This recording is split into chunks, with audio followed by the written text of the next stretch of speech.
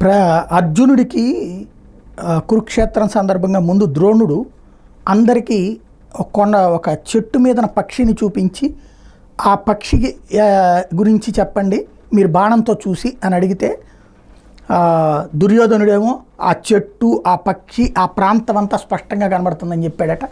అదే సందర్భంలో కర్ణుడేమో ఆ చెట్టే కనబడుతుంది అన్నాడట.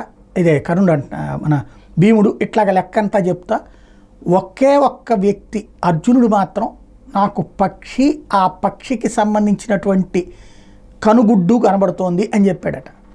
అంటే అతని కాన్సన్ట్రేషన్ అలాగుంది. దాన్నే స్పష్టతతో కూడినటువంటి విజన్ అంటారన్నమాట. దాన్ని అందుకని అతనికి బాణ విద్య నేర్పుతారు ద్రోణాచార్యుడు. ఇదంతా ఇప్పుడు ఎందుకు చెప్పాల్సి వచ్చిందంటే ప్రస్తుతం షర్మిల యొక్క ఆలోచన ధోరణి తన టార్గెట్ ఏంటి అంటే జగన్మోహన్ రెడ్డి అంతం తన పంతం రాజకీయ అంతం పూర్తయిపోయింది. టోటల్గా రాజకీయ సమాధి చేయాలి తన అన్నని అని భావిస్తుంది. అందుకే డైవర్షనల్ పాలిటిక్స్ అన్నటువంటి దానికి ఒకటి చంద్రబాబు గారికి ఫేవర్గా జగన్కి వ్యతిరేకంగా ఎప్పటికప్పుడు అడుగులు వేస్తుంది. ఒక్కొక్కటి చూడండి, మన తల్లికి వందనం గురించి అడిగితే నీ హయాంలో కొంతమందికి ఇవ్వలేదుగా, ఇద్దరికని చెప్పి నా చేత చెప్పించావుగా అంది.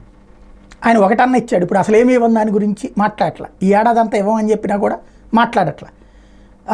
అది ఆవిడ డైవర్షన్. దాన్ని అదే సందర్భంలో గుడ్లవల్లేరు ఇష్యూ రాగానే తను లైన్లోకి వస్తుంది, ఏ ప్రాబ్లం లేదు ఇది అని చెప్తుంది. ఇప్పుడు లేటెస్ట్గా వచ్చేటప్పటికి ఈ సంఘటన నేపథ్యంలోనూ వరదకు సంబంధించినటువంటిది ఒక రాజకీయ పార్టీగా ప్రతిపక్ష పార్టీగా ఉన్నప్పుడు అక్కడ జరుగుతున్నది చూడటం పరామర్శించడం ఆ పరిస్థితి ఎట్లా లోపాలు ఉన్నాయని చెప్పడం వదిలేసేసి అసలు అదేం పట్టించుకోకుండా అకస్మాత్తుగా అందరూ మర్చిపోయినటువంటి కాదంబరి జత్వాన్ని ఇష్యూ తీసుకురావడం తెర మీదకి. ఇవన్నీ చూస్తున్నప్పుడు తన లక్ష్యం అన్న కాదు, చంద్రబాబు వదిలిన బాణం కిందన మారుతోంది.